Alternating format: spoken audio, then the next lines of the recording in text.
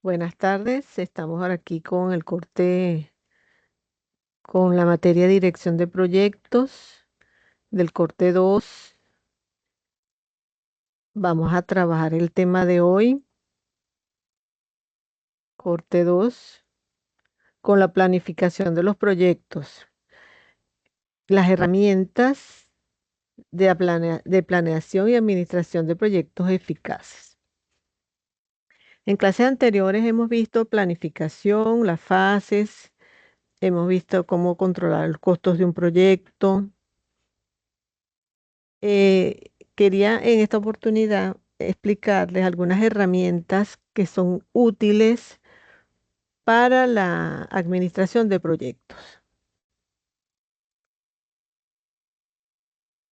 Sabemos entonces la importancia de planificar los proyectos, sabemos la importancia de controlar los costos, controlar los riesgos, porque en clases anteriores hemos estado tratando estos temas. Entonces, es importante que nosotros utilicemos técnicas de planeación dependiendo de los objetivos de los proyectos y dependiendo de la complejidad y la dimensión de los proyectos. Entonces, el día de hoy quiero explicarles algunas herramientas que podemos utilizar para la gestión de los proyectos. Tenemos el diagrama de Gantt, tenemos estructura de desglose de trabajo, ruta crítica, línea base, tablero Kanban, diagrama PERS, mapa mental, matriz FRASI, mapa de stakeholders y matriz de decisión. Uno de los primeros que puedes explicarles es el diagrama de Gantt. El diagrama de Gantt es una de las mejores herramientas para planear la administración de un proyecto. Él nos permite ver de forma clara el cronograma de trabajo y la relación de las tareas. Cuando una tarea se debe hacer primero y cuando seguir una secuencia. Este diagrama de Gantt me permite establecer incluso tareas previas y tareas que puedo hacer en paralelo para el desarrollo de las actividades. Estos diagramas de Gantt yo lo puedo hacer en software especializados para hacer diagramas, pero yo también puedo utilizar el Word, el Excel, el PowerPoint para hacer un diagrama de Gantt. ¿Cuáles son las ventajas de utilizar diagramas de Gantt? Porque yo puedo integrar todas las actividades, tener una visión de seguimiento del tiempo y de las actividades con el logro de los objetivos. Puedo establecer con precisión el tiempo de cada tarea o actividad. Puedo ver las posibles desviaciones e incluso gestionar los recursos necesarios para cada actividad. Y es manejable con el uso de diagramas de Gantt. Tenemos algunos ejemplos de diagramas de Gantt que se debe su nombre al Gantt, precisamente el autor de estos diagramas, ese era el apellido, Gantt. Y por eso a él se debe su nombre. Entonces, fíjense que con un software yo puedo hacer un diagrama de Gantt, como lo muestra la imagen en la pantalla, y diagramar un proyecto.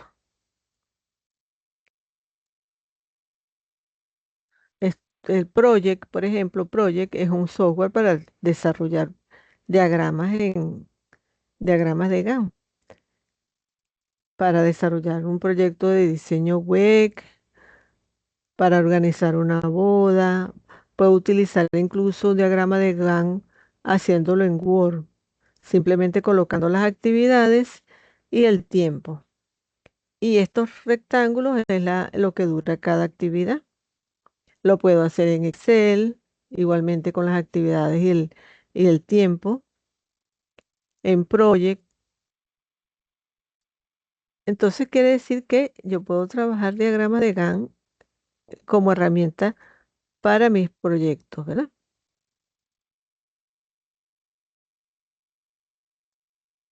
Ok.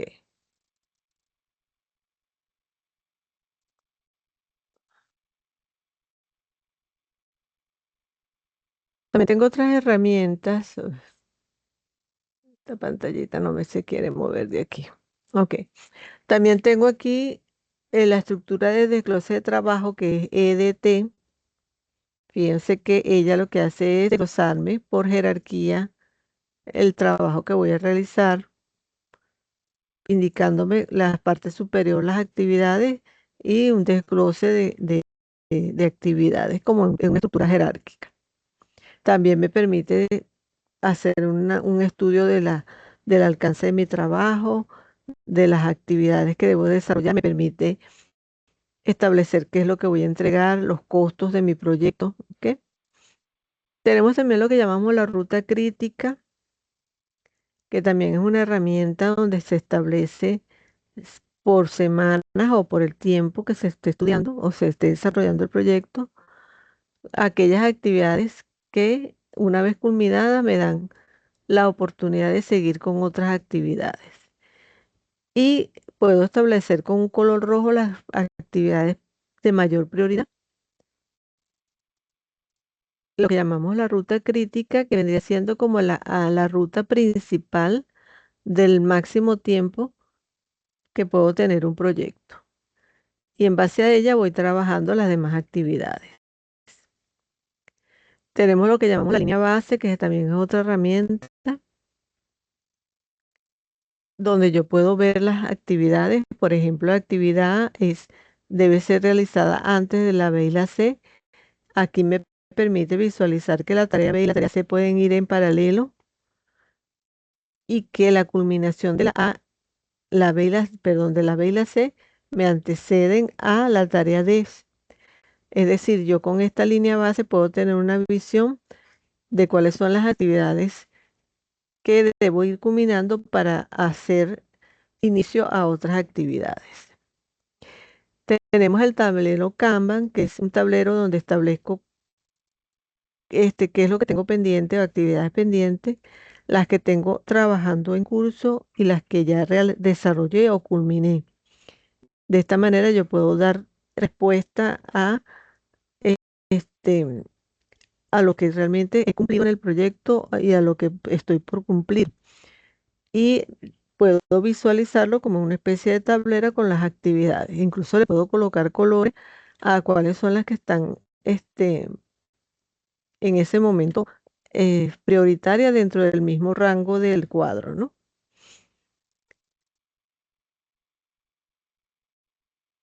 Fíjense que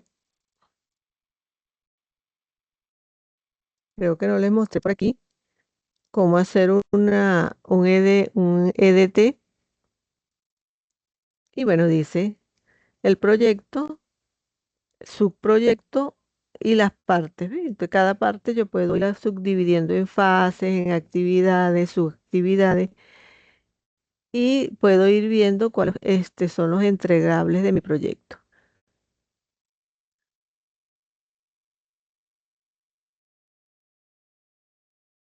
Y en el caso de la ruta crítica, también tenemos aquí unos ejemplos. Y fíjense cómo aquí la ruta crítica lo puedo ir identificando por colores. Fíjense, este que muestro aquí, la ruta crítica, crear código.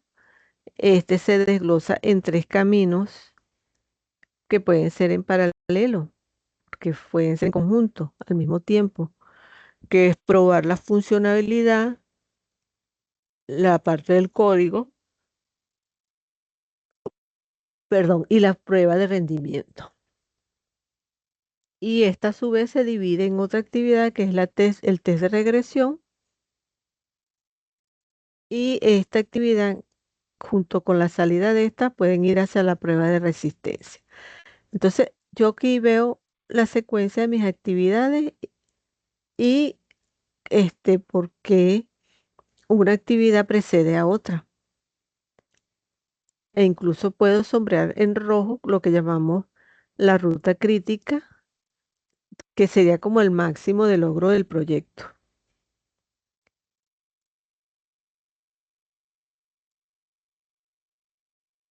Tenemos el Canva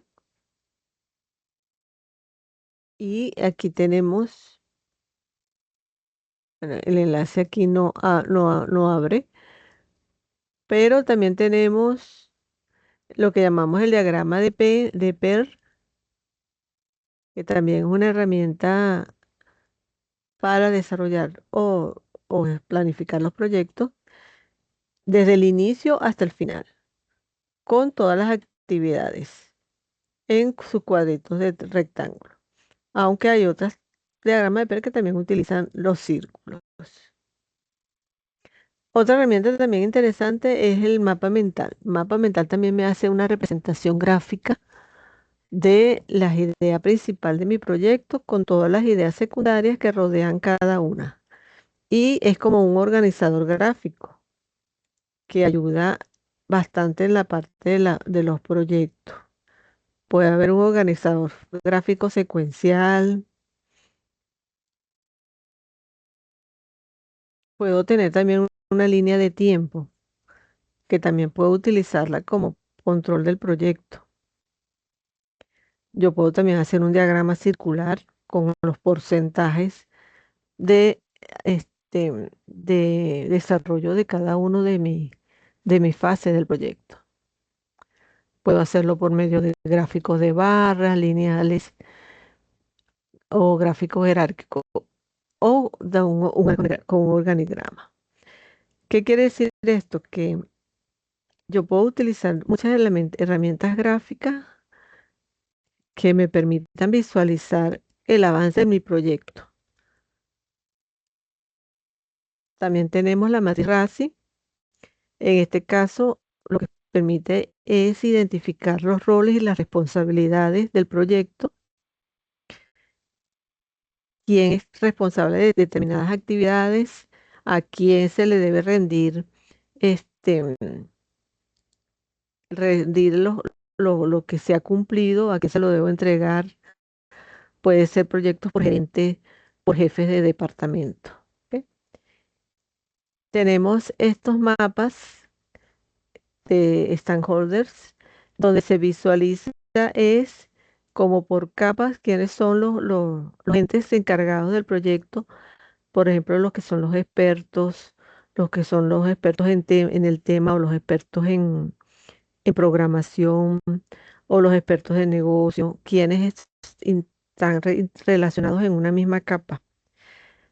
Quiénes son los involucrados, los que son, por ejemplo, la parte de soporte, los que son de financiadores, los que son los clientes, quiénes son los encargados de la auditoría, es decir, esto sería este tipo de mapa. También tenemos lo que llamamos la matriz de decisión, que también es bastante útil porque en la matriz de decisión colocamos las ideas y los criterios. Los criterios normalmente le damos una ponderación, luego se hacen unos cálculos para determinar cuál de esas rutas son más adaptadas a lo que nosotros queremos dentro del proyecto, lo que llamamos matriz de decisión para tomar decisiones, precisamente. Muchas de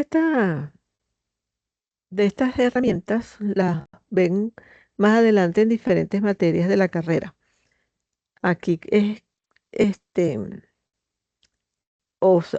perdón, las han visto en varias materias de la carrera. Y, por ejemplo, investigación de operaciones, se ven muchas de estas herramientas y cómo aplicarlas. Y esa es lo importante de la malla curricular de la carrera, que todos se interactúan y permiten luego lo que es la gestión del proyecto por parte del ingeniero, en este caso de los ingenieros, ¿verdad? De cómo aplicarlos en su carrera. Bueno, o de un administrador, porque no necesariamente tiene que ser un ingeniero, puede ser también un administrador, de cómo aplicarlos en su proyecto. Todas estas herramientas tienen sus ventajas y uno, el que va a desarrollar el proyecto, es el que evalúa cuál se adapta más a los requerimientos y necesidades de lo complejo que esté desarrollando en ese momento. Pero es importante que todos tengan el conocimiento de que existen y de que son bastante aplicables y que tienen ventajas. Ustedes pueden ampliar estos conocimientos buscando material digital, material físico y apoyarse en estos temas. Y recordar que tienen por allí una actividad que deben entregar la semana que viene, fecha tope, creo que es el 23 de junio, y que hasta esa fecha dura abierta esa actividad que ha tenido casi un mes abierta. Y bueno, espero